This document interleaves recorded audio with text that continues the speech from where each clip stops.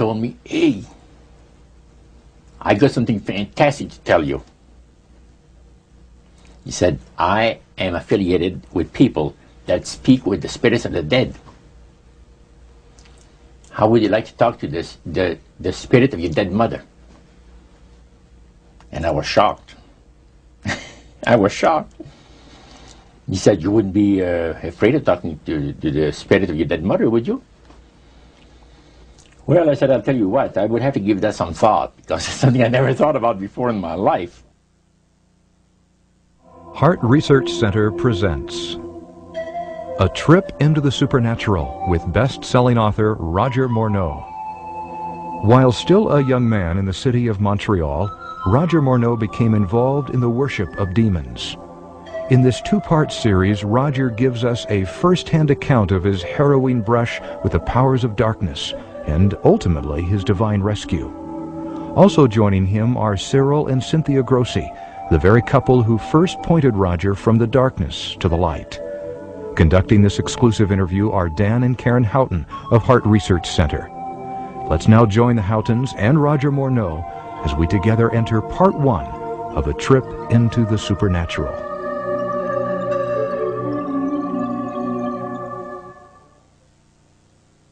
How in the world did you ever get involved in praying to demon spirits?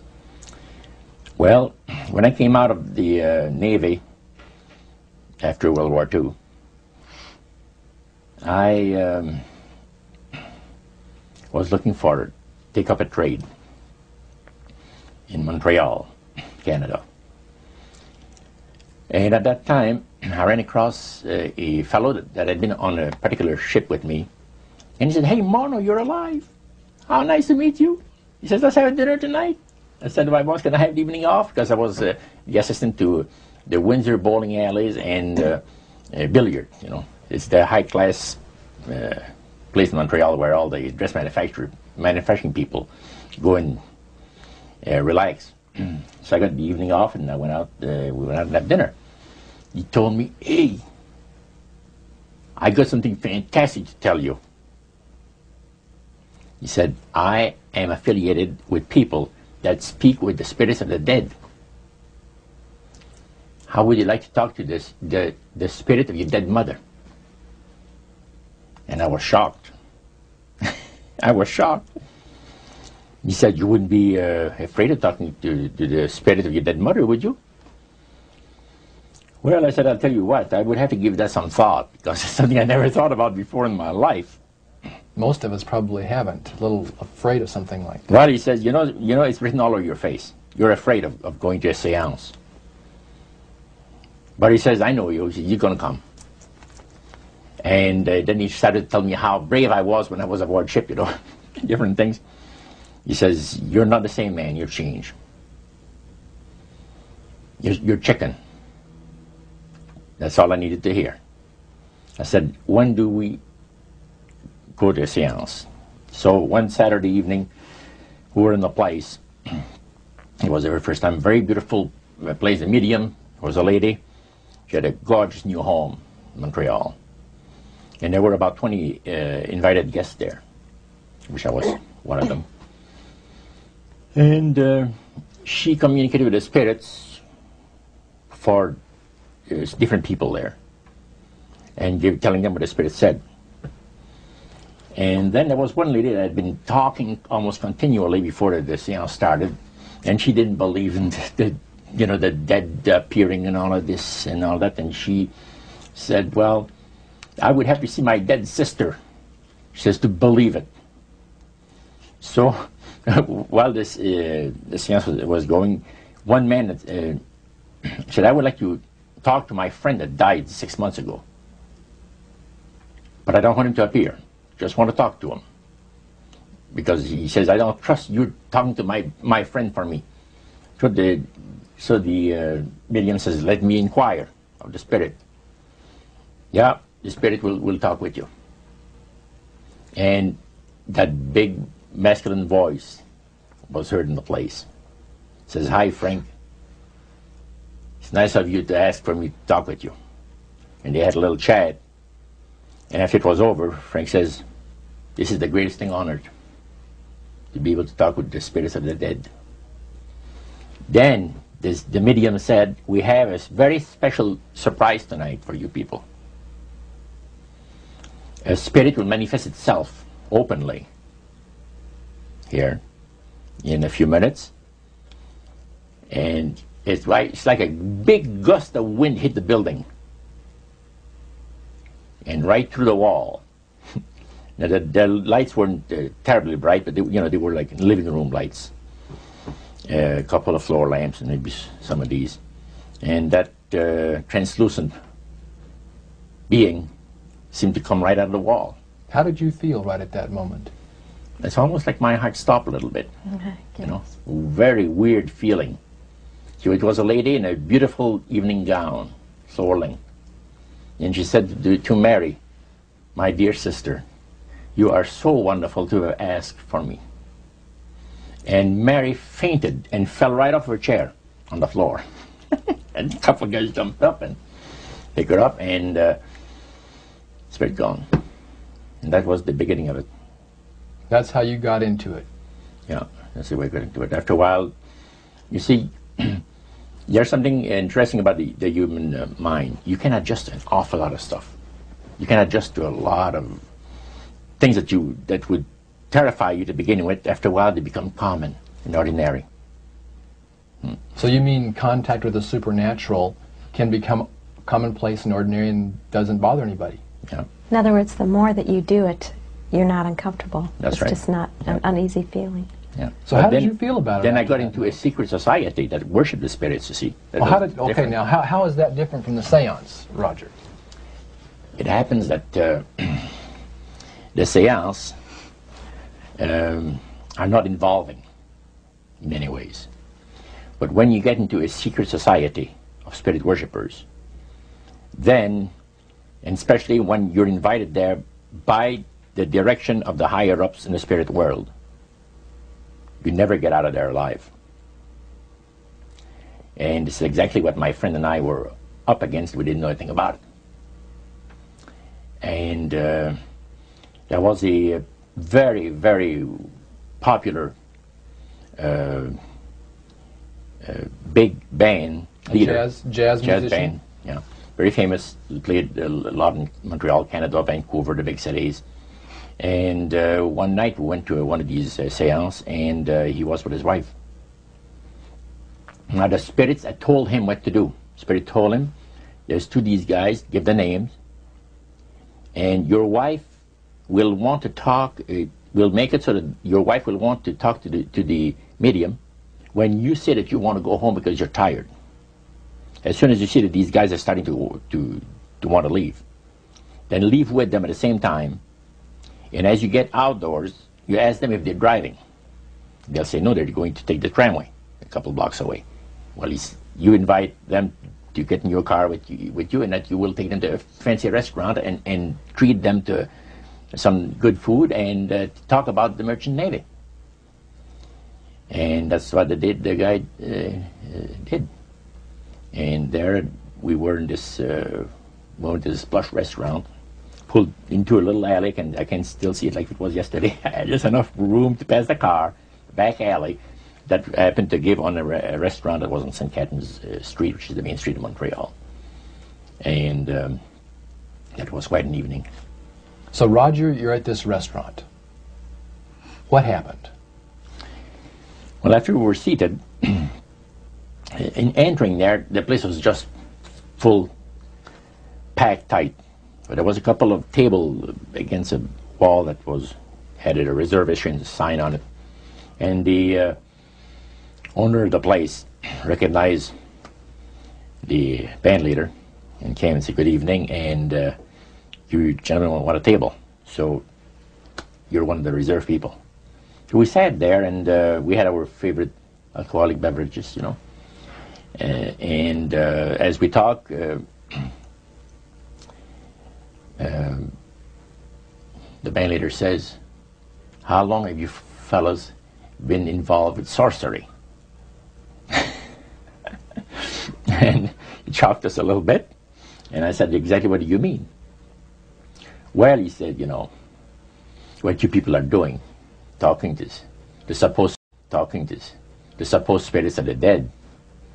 He says, this is silly.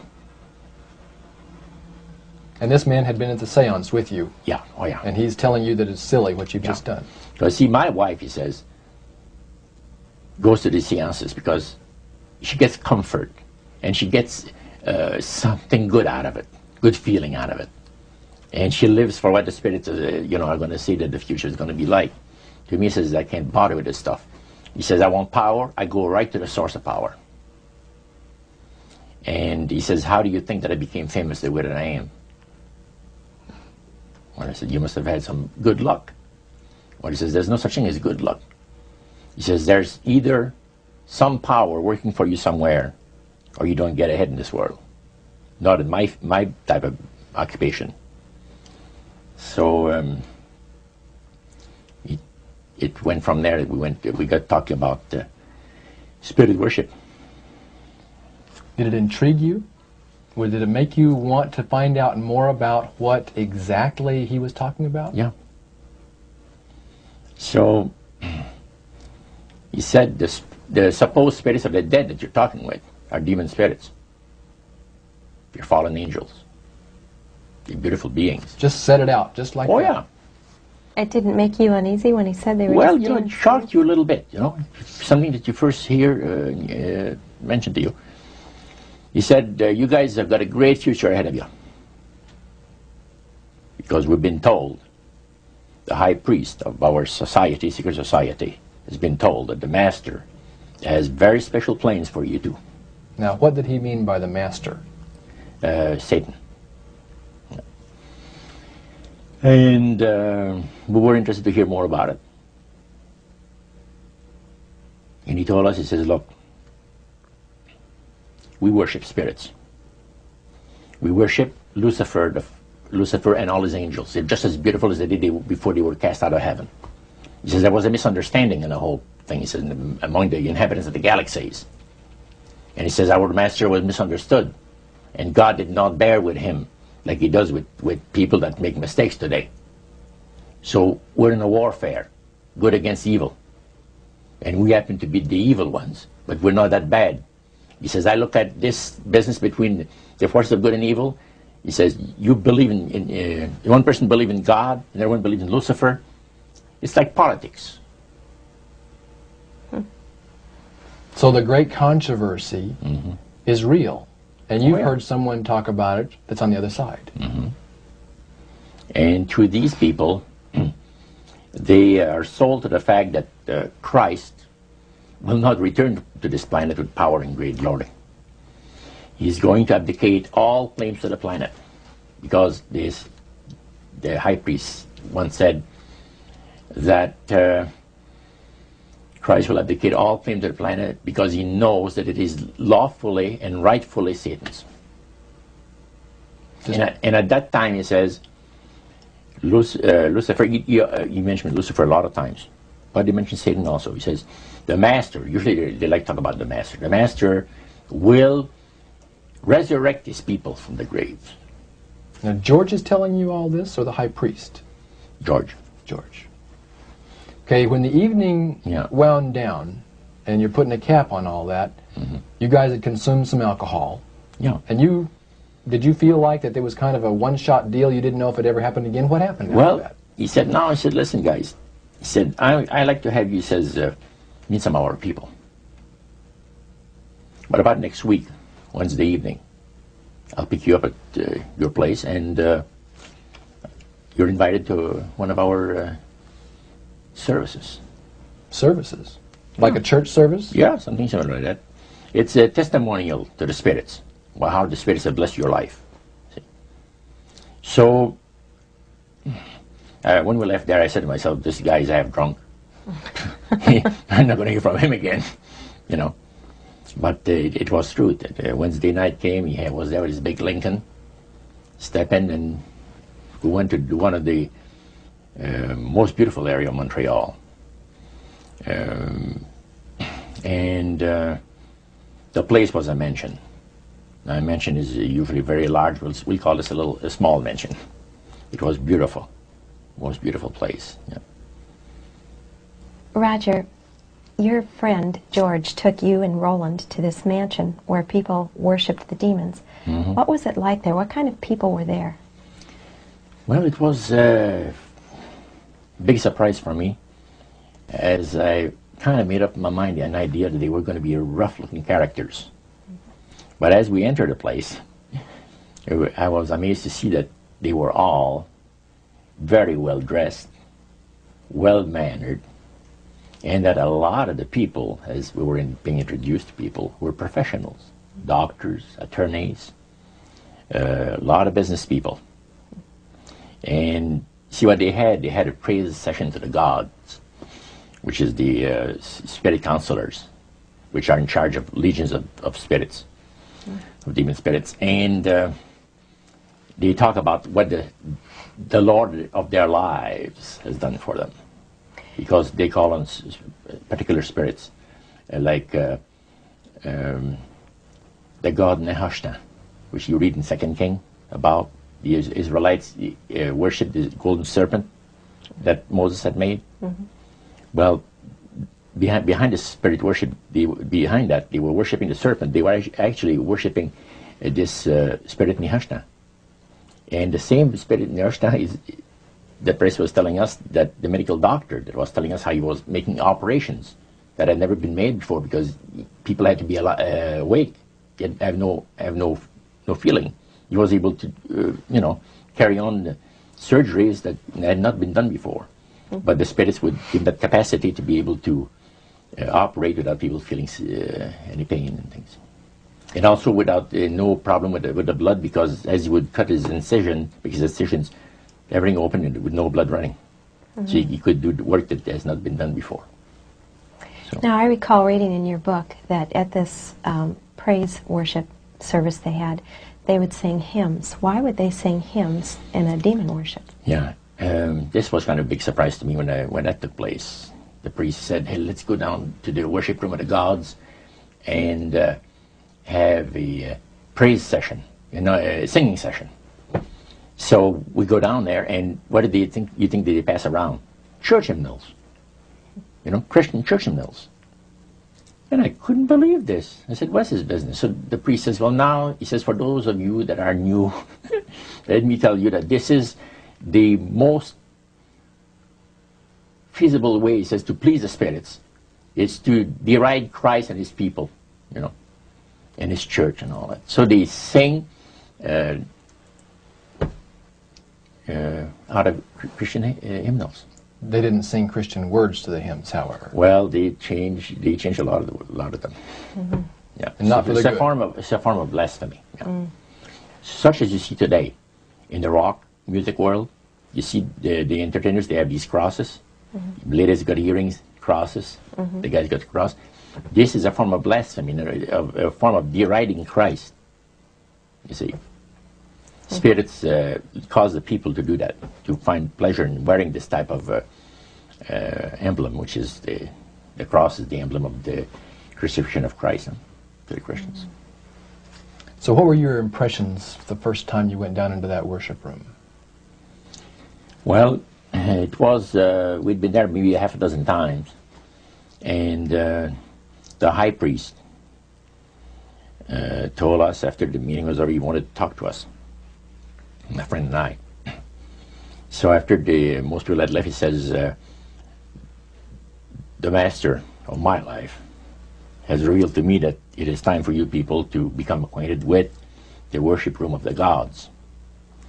Well, we started to move toward a beautiful grand staircase. Beautiful. The banister was huge. It was massive, and the wrought iron work that they had done in it was super. The beautiful decorations on the walls, the chandelier on the first landing. See, that was the first landing. You go down about 8 or 10 steps, and then you had the first landing. It was huge and beautiful. The light arrangement was the nicest I had ever seen in my life. When we got into this sanctuary area, it wasn't very brightly lit, but everything was magnified the beauty of certain things. Like a lot of the things were gold plated. or gold trims. You see, the little altars where they had the spirits that had materialized. They photographed them, and then they had paintings made of them. And there was probably about maybe 100 of those around the place. Sort of like a shrine. Yeah, and underneath there was a little altar where you have incense and things that they would use in their prayer sessions and things like that, devotions to certain spirits. And some of the objects in there, the priest said, were solid gold. It was a unique experience to see that. So how did you feel when you walked into that room?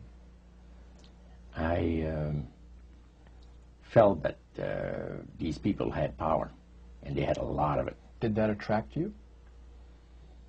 Yes and no. You had mixed feelings I about had it. mixed feelings about it. Yeah. Because to a certain extent, things looked so good. It sounded so good to us. But you see, I'd been brought up in a Christian home where my parents had told us we were 8 children in the family. And especially the older ones, you know. My dad says, well, you know, if you get involved in wrongdoing, you're going to have to pay the price. There's always a cost for everything in this world. So this thought kept creeping into my mind. Just how far you go with these spirits before we start paying the price. See? So it made you just a little bit nervous. Oh, yes. But yet you kept going back. Oh, there was no way out. Because that's what we're told. You knew at that time. Yeah. So you were moving forward more on fear. More on fear, yes. Because the high priest said that the master had special plans for us in our lives. And that no one ever went into this society unless they were invited by the spirits. See, so that was made very clear. And he also expressed to us the danger, explained to us the danger of going against the will of the spirits. And he mentioned about this one man and his wife that live in a fireproof building in Montreal. The place burned right down with him in it. He was one of their members that had decided that, well, he wanted to think things over. He was not going to get initiated at a time that the spirit said he would like him to be initiated into the society. So in reality, Roger, you were chosen by high-powered demon spirits to be a part of their human, special, privileged group. You see, these people in Montreal, the society, like the priest mentioned, there's thousands of spirit worshippers in only different societies of spirit worshippers in this world. But he says, we are the elite. We know the real truth about the master and his angels. And they're not hideous-looking beings. They are gorgeous creatures. And from the paintings that they had on the wall of walls of that worship room, they were unique beings. Especially there was a painting full size, full-length painting of the fallen Lucifer above his altar. And that was very fascinating, because he looked like a man of great intellect, high forehead, the way that he looked with his eyes, the way he had the eyes looking. It gave you a depth of perception of somebody that is very, very knowledgeable and Powerful. Powerful, yeah. So Roger, this high priest that you talked about, he is the one that ushered you down into the worship room. Was he also the one that led out in the praise sessions that you talked about? Yes, and he had an assistant also, another priest. Okay. Now, when you would go to these praise sessions, what kinds of things happened at those sessions? Well, there's a lot of success stories. Positive mental attitude kinds of things? Well, yes, a lot of success stories. The masters has done this for me and that for me. I remember one lumber dealer, he had like half a dozen different operations in the province of Quebec, and everything that he touched seemed to turn to money. You know? And he was telling about it. And then there's this other person that was a clairvoyant that would work only for the wealthy people, only for the super wealthy. He says, I have the know-how They have the means. Let them pay. So he advised in business transactions. They would come to him and say, listen, I look at this deal that I might get, you know, this factory or whatever it is, because this person was interested in industrial real estate, see. And he would talk to the spirit, and then the spirit was audible to him. See, you could hear the spirit talk to him, but the man did not hear. So the spirit was telling the clairvoyant what, well, he called himself an astrologer, reading the moons and the stars, and, you know. Now, what was the term you used for his title, this man? Clairvoyant. Clairvoyant. Oh, clairvoyant. Clairvoyant. Okay. Yes, and it was interesting. This person stood up and says, I had a nice little experience last week. And he says, the masters, he says, they take care of you. This lady and her husband brought him, to this astrologer, a bundle of money. They said, this is the deal that you... And he works at only on percentages. Only on percentages. He doesn't work for set amounts of money. Only percentages of what the people are going to make. So he said, they brought me a substantial amount of money. And they were very happy with it, and I thought it was very reasonable. But then my guide, spirit, says, ask them when they're going to give you the other $1,700 that is really yours.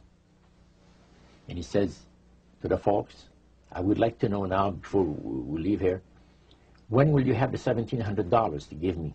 That makes up my part of, you know, rightful part of the deal. The wife fainted, and the husband says, we'll have the money for you in 24 hours. So that was this type of priest. So he was thanking the demons for helping him to know that. Oh, yeah. Demon spirits, yeah. At what point did this demon worship start to affect you personally, Roger? Well, it wasn't too long that the priest mentioned to us that the time had arrived for us to start trusting the spirits and give the spirits a chance to work for us. And there was a number of gifts that you could choose from, you see. And I used to play the horses, some. Not knowledgeable at all. I used to go to those bookies, you know, play the horses every so often. But I said, hey, I would like to be able to, for the spirit to instruct me on the numbers and the name of the horses that's going to win, you know, at Belmont or some other racetracks like that. Make myself a little money. So the priest says, it'll be given you. And sure enough, one night whether I fell into a trance or dreamed the thing, I don't know exactly what happened, but I saw 3 races that were really going to pay big. And these horses were dummies, so to speak. You know what I mean? They were not really good horses. They were like one horse paid 21 to 1 because he was that poor, right? The chance of winning was so poor that they paid 21 to 1 on him. And it showed me I saw the board, the bouquet, and the number on it. And I went there, and they said it was going to be on Saturday. That was like on Wednesday. A few days later, it was Saturday. I went there, and sure enough, there they were on the boards. I went to the wicket and handed some money and got myself a winner. Now I said, well, I'm a little crazy. I ought to put more money on there, so I put $20 onto the next horse, and that paid 21 to 1. So you know, I left there with maybe $400 or $500 in my hands, and I started to do that. In this case, I went directly down to the finest men's shop on St. Catherine Street, and bought myself a $200 suit. And in 1946, a $200 suit was... In 1946, people used to work at the RCA Victor, where I had worked before I went to the Navy, for $18 a week. And the good earners were $75 to $50 to $75 per week, you know, for labor. So the demon spirits looked on you so favorably, they began to help you win in your gambling. Then I went to other bookies, you see. And one day, I am told of the man at the cage where you do your bet. He says, my boss would like to talk to you. And he said, you go right through that door over there. Oh, sure. So I know the guy says, come on in. The guy's sitting behind a big desk, smoking the big cigar. So he says, you're Roger. I says, yeah. He got up and walked around me. He said, you don't look that smart. I said, what, sir? You don't look that smart. He said that you could pick horses that are winners when they're supposed to be losers. Where do you get your help? What do you mean help? I'm not getting any help. I just happen to go and... Oh, no. We've been watching you here, he says, for a number of weeks. And you always leave here with some of our good money. And I'll tell you, buddy, if you want a list of all the bookies in Montreal, I'll give you a list of them. But he says, I want you out of here. And don't show up again. Because somebody's going to put a... You know what I mean. I said, okay, sir, I won't be back again. So it's a tough business to be in gambling. So even with the Spirit's help, it was tough. Yeah. Well, it's stuff is going to shoot you, yes. Yeah. The high priest would say a number of things to you when you were in these praise services, and you went to a number of them over a period of time. Mm-hmm. Talked about the issues of the great conflict. You've already touched on that a little bit. I want you to follow up on that a little bit more, Roger. Some of the things that you wrote in your book, Trip into the Supernatural, sounds a whole lot like what we as Christians today know as the Great Controversy. Mm-hmm. What were some of the things that he told you there? Well, he says that there is a great controversy going on between the force of good and evil, between Christ and Satan. And they always praise the great master, Satan, as a super intelligent being that he is, beautiful to behold. And if he ever appears to you, you won't be able to look upon him because it'll be too bright. It'll just ruin your vision. The high priest said he was in Chicago, and the Spirit appeared to him and said, Morneau and his buddy, George, has invited them to the service, and the fellow that is in charge while you're away says that he's going to wreck all the work that the spirits have done for the last few years to get these people into the society. So the high priest, which is in Chicago, picks up the phone and calls, and the Spirit appeared to him, and he said the angel was so bright that he could not look upon him. And he says after he picked up the phone to dial, he couldn't dial the phone because of the fact that his vision was so terribly blurred by the light, the beautiful light of the bright being.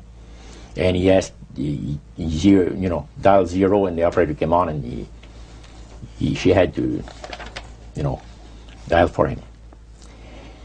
And they talk about many, many things in regards to, who's going to win this conflict. Any discussion about fire and brimstone? Yes. He says, the Bible people, talking about the Christians, they read in the Bible that, we're all going to land in a lake of fire and this and that. So that's baloney. He says the conflict is going to end peacefully. Christ is going to realize that he might as well abdicate the rights of this planet, take his few people on with him to his planet in the center of the galaxies, and we will be left with a master who will resurrect all his people that will be as numerous as the sand of the sea. See? And the master will rule forever and ever and ever. A happy people. And he named some of the people that's going to be there. I don't want to mention the names because they're known to history. Yeah. So that was quite impressive. Did you always feel, Roger, that these people were telling the truth? Oh yes, yeah. Yeah, they really had things down straight. But I was not satisfied with the answers that I was getting. There was something, and I understand now it was the Spirit of God saying, "Hold back, fellow. Hold back." And The priest had talked about us thinking seriously about being initiated into the their cult. Right. So they let you come to sort of take a look-see, but you can't go back for several months. Oh yeah, it's not a matter of whether you're going to be initiated or not. It's when. Okay. You see? So they begin to press you for a commitment. So the priest said, look, fellas, I'm not going to pressure you into anything, okay? But I want to show you what the spirits can do for a devoted servant. We went downstairs, not through the staircase that I talked for the worship room of the gods, but at the other end of the building. Went downstairs, and a number of times I'd gone there to the men's room, and I heard these typewriters clicking like the dickens. Man, it's going. I said, why do we have a lot of people typing in there, in that room? Well, we went there that evening, and he knocked, and the man says, come on in. And there was all those typewriters moving along by themselves, typing at the speed that I'd never seen before. And not only that, the high priest says, I want to show you something clever. So he says, follow me. So we went around the table. There was like 2 long tables, and they had about 10 typewriters. And he says, now notice that the typewriter types to the right, then doesn't go back. It types back to the left. Isn't that something? I had never heard of things like that before. He said the spirits are doing the work. And he introduced us to the man. And the man is a lawyer. And he said, how much money did you make last year? Oh, he says, it's in the 6 figures. You see? So this lawyer had a business in the building that housed the worship room. Oh, yeah. And he had a whole room full of typewriters. Yeah. And he put paper in there, and demons That's typed. all he did. Put typewriter paper in there. It was And what came out? What was it that came out? different briefs for court cases. And so he would sell these to people? Oh yeah. Okay. He had this service to the legal profession. And the high priest was The showing United States and Canada. So the high priest was showing you this to give you an idea about the kinds of blessings that you would That's receive? right. Yeah. But after you left that typewriter, the room where the lawyer was, they tried to draw you into a commitment by getting you to make a public profession. Tell us about that. Well, they have a super beautiful resort in the Laurentian Mountains, which is north of Montreal, north of Saint Agathe. Saint Agathe is a famous name there in Montreal. Montrealers, because they all go Saint Agathe or north there, you know, the summer home and that. So they had a big resort up there for their people, you know. It was a closed society. And they had on October the 30th, Halloween, is that? October 31. 31, last day of October. They had what they call live animal sacrifices. I don't know what it is, but they did. We could never find out. By the time that the Lord pulled me out of there, I had not yet found out what it was. So you have this intrigue involved in there. And he talked about three very unique services that I attended there that sit on my mind forever. One was entitled Christian Idolatry. Another one was entitled The Super Deception of a Glorious New Age, which actually applies to the New Age today. And this was 1946 that we're talking. And then the other one was Satan's Great General Council of the 1700s. And I must say the things that I heard there was an eye-opener. First of all, we'll go through the Great General Council. Okay. At the beginning of the 1700s, said the high priest, Satan and all his spirit counselors held a Great General Council with one purpose in mind. It was to prepare for the great industrial age that was soon to break upon the world. And Lucifer also foresaw another age that was to follow that, where tremendous scientific discoveries would be made by people, and we would enter a unique age that would change the way that everybody lives. It would also serve to usher in the end times and the close of the great controversy between the forces of good and evil. And the priest said that Lucifer had been studying the Bible. And he found in Daniel 12:4, where we are told about the time of the end, many shall run to and fro, knowledge shall be increased. He understood it to be that we're getting to that point. And he had, with all the spirit counselors, to change their modes of operation in order, to ensnare people. And they devised a way whereby people would disqualify themselves from being members of Christ's kingdom. And he was just very candid about this. Oh, yeah. Telling you and the rest of the group, 60 or 70 people there, the plans that close to 100 people. Lucifer had revealed to him. And by the time the council came to a close, they had 3 major policies that were going to be followed. First, they were to see to it that humans would be made to believe that Satan and his angels do not really exist. Because up to that time, you could walk down a street of Paris and you would have signs that would say where you have a soothsayer or a fortune teller of some type, and if you want to put a curse on someone, you could go and see this other old lady over there, the old witch. That's the way it goes. But now it had to change.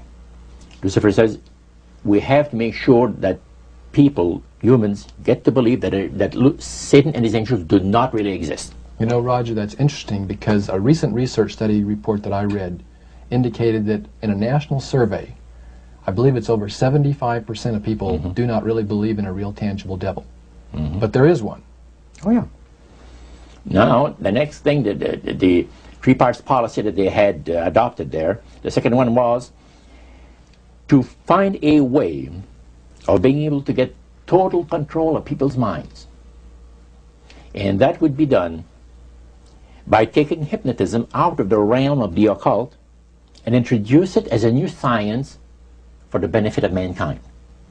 So part of what the high priest told you was Satan's strategy to take total control of people's minds. They felt that by taking hypnotism out of the realm of the occult and introducing it as a new science for the benefit of mankind, they could then use people of great renown, educators, people of capacity, that would do great things, such as supposedly regress people in time to former lives that they had. And of course, after the session is over, the person would not know a thing about ancient history, and the person that she or he has talked about performing, certain deeds, we'll say 3,000 or 4,000 years ago. But this was their strategy. Now, what this would do for the thing is this, that it would create in the minds of the general public, solidly set in the mind of the general public, an unwavering trust in that great deception. In other words, people could, they would believe it.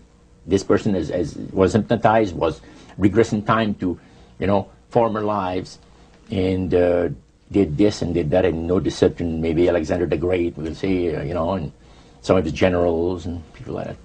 And the person, after the session is over, comes out of hypnotism, and he or she doesn't know what she's talked about. So now this would be a way of de-Christianizing the Western world through the avenue of mysticism. Now the time came when Lucifer decided that he had to choose a person to initiate this thing. And Franz Mesmer, which was an Austrian physician, was chosen. Because now, the priest told you all of this? Oh, yeah. Okay. Because he was most capable. Mesmer originated a theory called animal magnetism, later on named mesmerism. Mesmer was led by the spirits to believe, and this is what the priest said, was led by the spirits to believe that certain persons have a magnetic influence within themselves, so to speak, that would cause them to have great power over other persons, even to the point of placing them into a trance. And at that time, that was readily accepted by people in general, at the time that Mesmer lived. So people realized, you know, they said that some people got a capacity to put you into a trance. That's the way. Now, by the time that he died, in 1815, a lot of the physicians in Europe were using hypnotism as a means of anesthesia. Now, hypnotism is the same as mesmerism? That's right. Okay. So mesmerism that's been developed to a higher degree of refinement. And the priest went on saying that the plan of Satan to deceive the human family this way, he says, is the most intriguing thing to his mind. And he went on saying how it was going to be brought about. He said that a fellow by the name of Darwin and another fellow by the name of Thomas Henry Huxley would be used by the spirits because in their childhood they had been hypnotized by medical doctors. And they figured that they would be real good subjects to lead the people into this belief that they had, that Satan wanted to bring into people's lives. Now, what were those 3 points again, Roger? The 3 things were, number 1, that they did not want Satan did not want the human family to think that he or his angels existed. Right. The second point that you made had to do with taking control of people's minds. That's right. The third point was what? Was to destroy the Bible without burning it. Okay. See? And what was his strategy on that? On that, it was very interesting. Because after the Great General Council, it was decided that Satan would tutor Charles Darwin personally in setting up the principles of his theories of evolution. He was tutored by Lucifer himself, fallen Lucifer.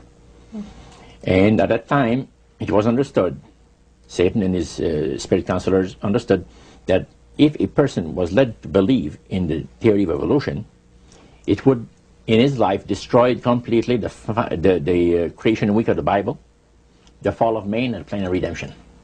It would do away with it. In one fell swoop. Yeah. Now, he made a unique statement. He said that according to the spirits, anyone that teaches a theory of evolution is considered to be a minister of the great religious system. See, they call it the religious system, the theory of evolution, because it is a system of schooling people and getting them to disqualify themselves and being members of Christ's kingdom. And he said that every teacher of that theory is recognized by the spirits as a person of great value and receives a very special unction from Satan himself, giving great power to induce spiritual blindness, to convince and convert. 3 capacities are given to those teachers of the theory. Then, that's not all. The priest says that Satan considers the teachers of the theory of evolution to be so valuable to him that in the sight of all the inhabitants of the galaxies, he assigns a retinue of bright, beautiful angels to follow that educator all the remainder of his life. And that in the sight of the inhabitants of the galaxies is the greatest honor that he can bestow upon his workers, on mankind, and to, until the controversy is finished. That was quite enlightening. Now, the high priest was talking just sort of like a preacher would talk up front. Was he enthusiastic? Did he seem like he had bought into this and was excited about it? Oh yeah, he believed it 100%, no question about it, so everything. Why would he be so excited about spirits trying to deceive human beings? Because obviously out of this council of the 1700s, deception was a major part of the strategy. Why? Well, he says it's deception It's like politics. You know, you believe in one candidate, the other person believes in the other candidate, and they're fighting to get